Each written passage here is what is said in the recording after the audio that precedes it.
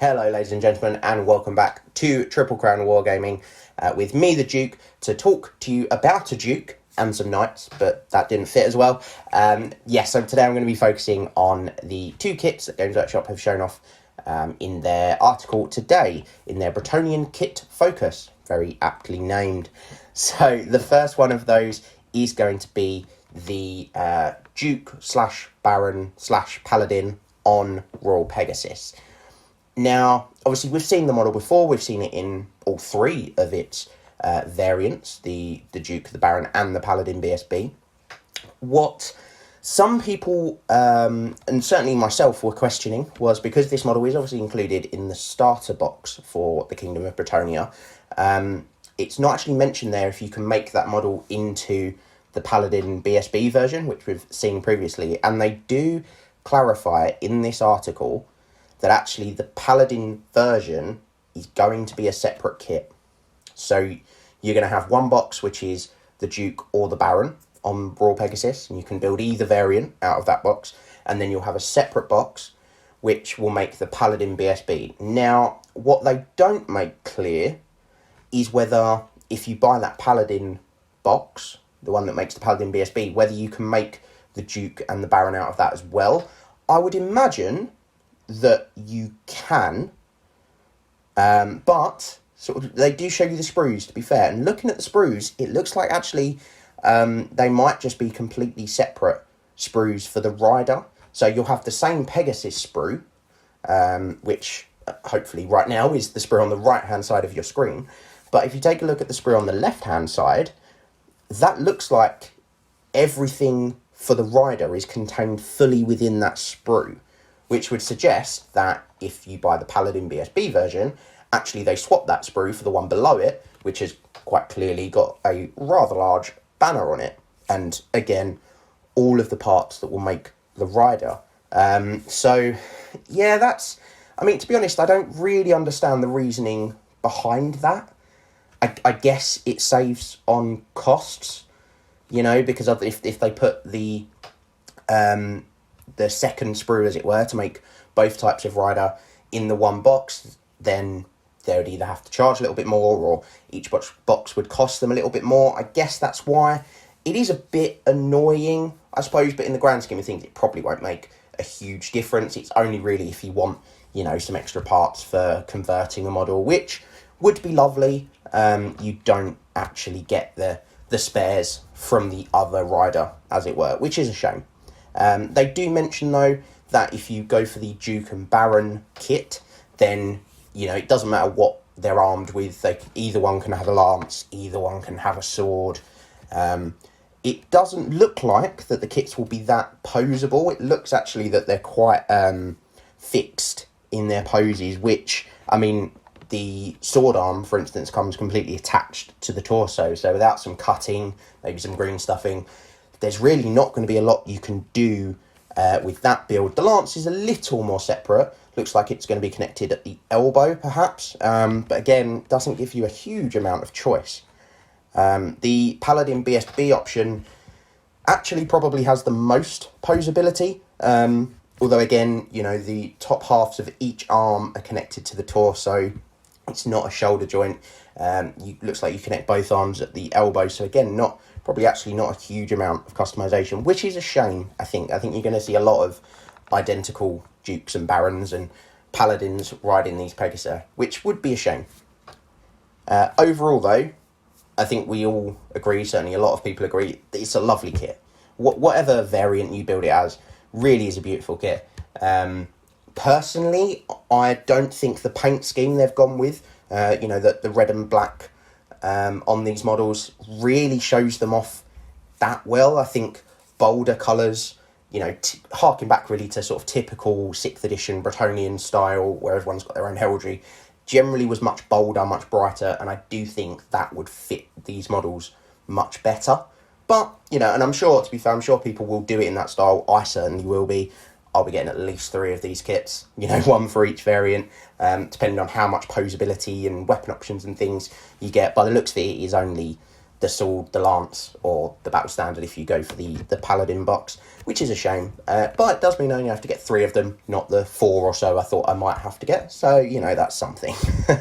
But yeah, I will certainly be doing these to match my current Bretonnian army, which is in that sort of more traditional, everyone's got their individual heraldry type look.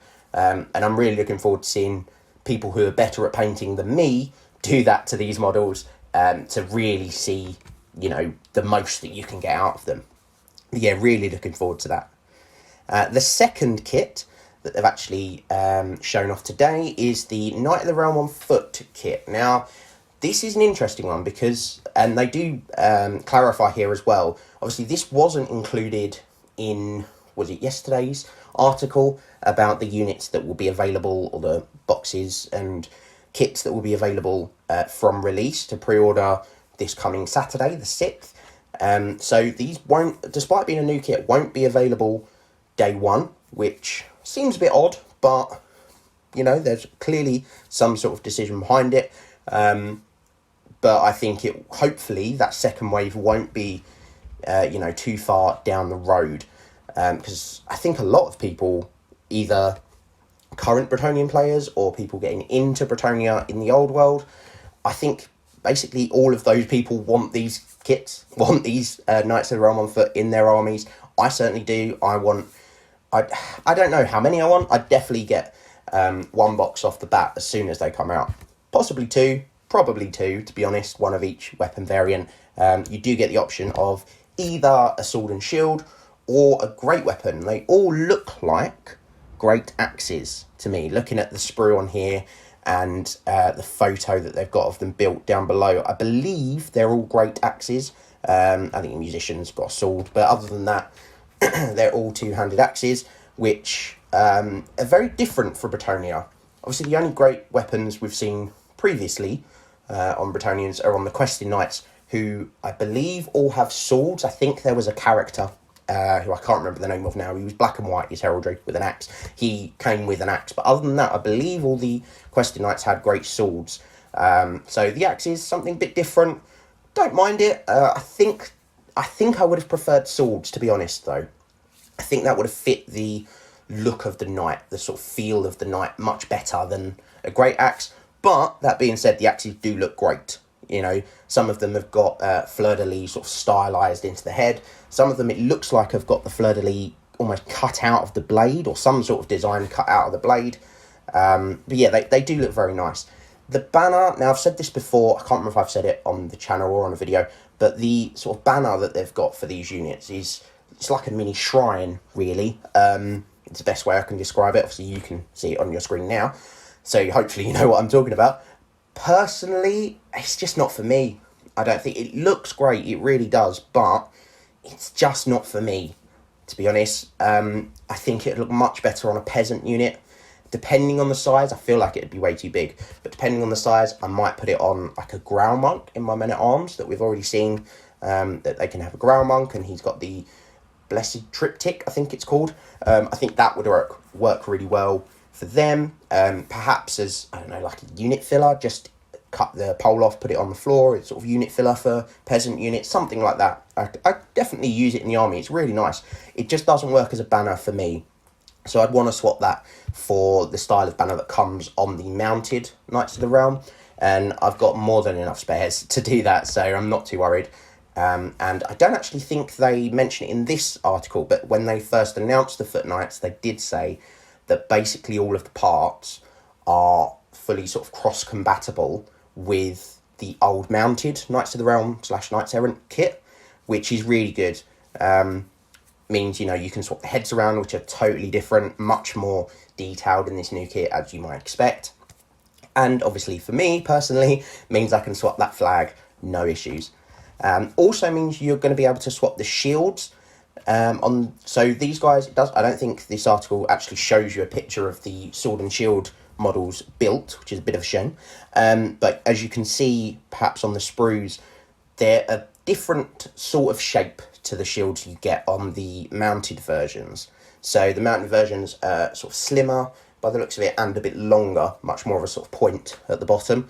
These ones are sort of stubbier, Look a bit more like Empire Knight shields, to be honest, that sort of shape by the looks of things. Not a bad shape, but for me, I just want them all to match.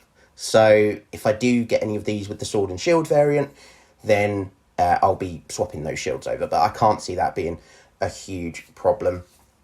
Again, speaking to the sort of posability of these models, they look a touch better than the Paladin and Duke and Baron, but to be honest, for the looks of it, the bodies are all very specific as to what legs they can go with. Most of them, if not all of them, look like they've got one leg connected already, and you just sort of glue the second leg on, but it looks like that second leg is going to have to be the right one. But the arms, they all look like they're shoulder joints. That goes for both variants as well.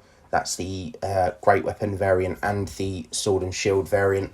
And then the head's obviously glue on at the neck. So a little bit more posability there. And they actually do mention that you get 20 in a box, which is something they haven't mentioned before. Before, they'd only showed them off in units of 10. It looks like perhaps they were originally designed to be a box of 10, which is interesting because you do get 2 lots of command. So you can build them as 2 units of 10 with 2 different weapon options or the same weapon options. Or you can build them as 1 unit of 20. So you don't have to use the second lot of command, which is very helpful to know. And was certainly a concern for me when I saw there's 20 models in a box. And I was like, maybe we'll have to use both command. Maybe that'll be a shame. But no, you don't. You can build them as 1 unit of 20, which is really good to know. And actually glancing through these sprues again, on the Great Axe sprue, it looks like you do get a small little flag, which not sure if it's connected to a pole or not. I don't think it is, but perhaps you could use that as a sort of alternative banner if you don't want the little shrine thing.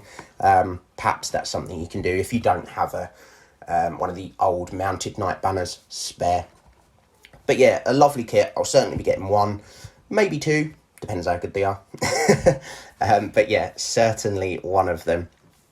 Now, something I just wanted to touch on quite quickly was the Lore Almanac that they released today as well. So, excuse me, this wasn't specifically Bretonnian. They did mention Bretonnians quite a bit, but there are just a couple of things really that I wanted to point out that they mentioned in this article.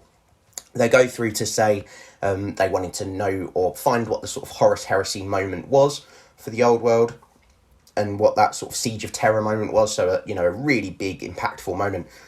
They came to the conclusion that was the destruction of Prague and the Siege of Kislev, which, excuse me, interestingly, I hadn't really heard of before the old world sort of came about. They weren't really mentioned, certainly in 8th edition, in any of the fluff that I read. Now, to be fair, I didn't read all the fluff. I wasn't massively into Black Library books. I'd read what was in the army books, but I didn't read it cover to cover. The chieftain certainly did, so maybe he was more aware of this, particularly playing Warriors of Chaos. I imagine it featured quite heavily in their army book. But yeah, interesting, I think, that they chose that moment, which also obviously then leads into other questions about, what sort of technology is around this sort of time. Now, they do clarify that steam tanks for the Empire are definitely there. And this is the first sort of, definitely not issue, but first interesting, I'm going to use the word, I don't think I've used it yet, so it wouldn't be a Triple Crown Wargaming video without using the word interesting. The first little sort of interesting thing is that so if you played Empire, particularly in 8th edition, perhaps before, don't know, haven't read their army books, you would or may know that there are said to only be 8 steam tanks remaining in all of the Empire. There were 12, 4 got lost or destroyed or just not in working order, so there are now only 8. Now, they mention in this article that apparently that is just myth. That's just folklore passed on from generation to generation, because actually at this time, the time of the old world, which is, I think it was 2276, they do say in this article, 2276, that actually there's loads of them. These are sort of the new technology, everyone's got one. They actually mentioned one by name. I think it was Deliverance, which plays a part in the Siege of Prague. So, don't know what that'll mean for the Steam Tank, whether it might move to Special. That would be interesting. If it did, you'd see a lot more of them, I think, assuming they were still any good. But yeah, I think it's strange that they chose to sort of change that, or clarify, I suppose you could say, that actually there's lots of these Steam Tanks. If they're not then going to do anything with it in game terms, if it's still going to be a rare choice in the Empire army, I don't understand why you would then go in to clarify. Actually, there's loads of them about. Not sure. Maybe it's just their way of explaining why they're not 0 to 1 in an army. Maybe you can have 2 of them in your rare slot, and that's their explanation for that. Who knows? We'll have to wait and see when we take a look at the Empire Grand Army.